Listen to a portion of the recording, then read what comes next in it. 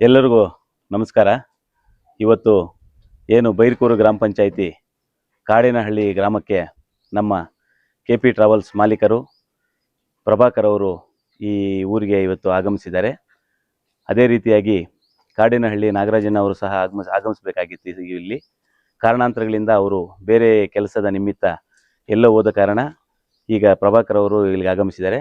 ಅದೇ ರೀತಿಯಾಗಿ ಏನು ಇವತ್ತು ನಮ್ಮ ಇಲ್ಲಿ ಆಗಮಿಸಿರುವ ಅಂತ ಏನು ಅಂದರೆ, ಕಾಡೇನಹಳ್ಳಿ ಗ್ರಾಮದಲ್ಲಿ ಪುರಾತನವಾಗಿ ನೆಲೆಸಿದ್ದ ಗಂಗಮ್ಮ ದೇವಸ್ಥಾನ ಅಂತ ಇತ್ತಿಲ್ಲಿ ನಮ್ಮ ಕಾಡೇನಹಳ್ಳಿ ಗ್ರಾಮದ ಏಡಿ ಕಾಲೋನಿಯಲ್ಲಿ. ಅದು ಇವತ್ತು ವಾಸ್ತು ಸರಿ ಇಲ್ಲದೆ ಸ್ವಲ್ಪ ಅದನ್ನು ಡೆಮಾಲಿಷ್ ಮಾಡಿ ಹೊಸದಾಗಿ ನಿರ್ಮಿಸೋದಕ್ಕೆ ಪ್ರಯತ್ನ ಪಡ್ತಾ ಇದ್ರು. ಆ ಪ್ರಯತ್ನ ಪಟ್ಟಂಥ ಇದಕ್ಕೆ ನಮ್ಮ ಒಂದು ಬಾರಿ ನಮ್ಮ ಗ್ರಾಮಕ್ಕೆ ನಮ್ಮ ಮುಳಬಾಗಿಲು ತಾಲೂಕಿನ ಜನಪ್ರಿಯ ಶಾಸಕರಾದ ಸಮೃದ್ಧಿ ಮಂಜಣ್ಣನವರು ಆಗಮಿಸಿದಾಗ ಅವ್ರ ಗಮನಕ್ಕೆ ತಂದಿದ್ವಿ. ಈ ಥರ ನಮ್ಮ ದೇವಸ್ಥಾನ ಶಿಥಿಲಾವಸ್ಥೆಗೆ ಆಗಿದೆ, ಸ್ವಲ್ಪ ಏನಾದರೂ ಸಹಾಯ ಮಾಡಬೇಕು ಅಂತ ಕೇಳಿದಾಗ ಅವರ ಕೈಗುಣದಿಂದ 1 ಲಕ್ಷ ರೂಪಾಯಿ ಸಹಾಯವನ್ನು ಮಾಡಿದ್ರಿ ದೇವಸ್ಥಾನಕ್ಕೆ. ಆದರೆ ನಾವು ಅಂದ್ಕೊಂಡಿದ್ದು ಅವತ್ತು 1 ಲಕ್ಷದಲ್ಲಿ ಆಗೋಗುತ್ತೆ ಅಂತ ಅಂದ್ಕೊಂಡಿದ್ವಿ. ಆದರೆ ಕೆಲವೊಂದೆಲ್ಲ ಪ್ಲಾನಿಂಗ್ ಮಾಡಿಸಿದಾಗ, ಯಾಕಂದರೆ ಏನೇ ಕೆಲಸ ಮಾಡಿದಾಗ ಶಾಶ್ವತವಾಗಿರಬೇಕು.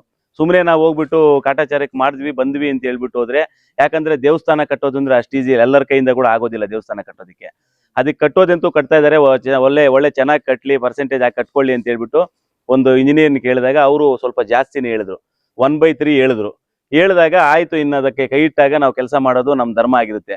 ಆದ್ದರಿಂದ ನಾಗರಾಜಣ್ಣ ಅವ್ರ ಹತ್ರ ಚರ್ಚೆ ಮಾಡಿದಾಗ ಅವರು ಏನಿದ್ರು ನಮ್ಮ ಶಾಸಕರು ಏನು ಕೊಟ್ಟಿದ್ದಾರೆ ಅನುದಾನ, ಅದ್ರ ಜೊತೆಗೆ ನಾಗರಾಜಣ್ಣ ಪ್ಲಸ್ ಇವತ್ತು ಪ್ರಭಾಕರಣ್ಣ ಅವ್ರು ಏನು ಬಂದಿದ್ದಾರೆ ಇಲ್ಲಿಗೆ ಇವತ್ತು, ಅವರ ಇಬ್ಬರೂ ಸಹ ಈ ಜವಾಬ್ದಾರಿನ ತಗೊಂಡ್ರು. ಏನು ಮಿಕ್ಕಿದ್ದು ಏನು ಇದಕ್ಕೆ ದೇವಸ್ಥಾನಕ್ಕೆ ಅವಶ್ಯಕತೆ ಇದೆ ಇದನ್ನೆಲ್ಲ ನಾವು ಮುಗಿಸ್ಕೊಡ್ತೀವಿ, ಇದು ನಮ್ಮೂರು ಅಂತೇಳಿ ಇವತ್ತು ಇಲ್ಲಿಗೆ ಬಂದಿದ್ದಾರೆ. ಅವರು ಈ ಕೆಲಸ ಮಾಡ್ತಾ ಇರೋದಕ್ಕೆ ಅವ್ರಿಗೆ ಈ ದೇವಿ ಗಂಗಮ್ಮ ದೇವಿ ಆಗಲಿ, ನಮ್ಮ ಊರಿನ ಗ್ರಾಮ ದೇವತೆ ಚೌಡೇಶ್ವರಿ ದೇವಿ ಆಗಲಿ, ಇವರಿಗೆ ಒಳ್ಳೇದು ಮಾಡಲಿ.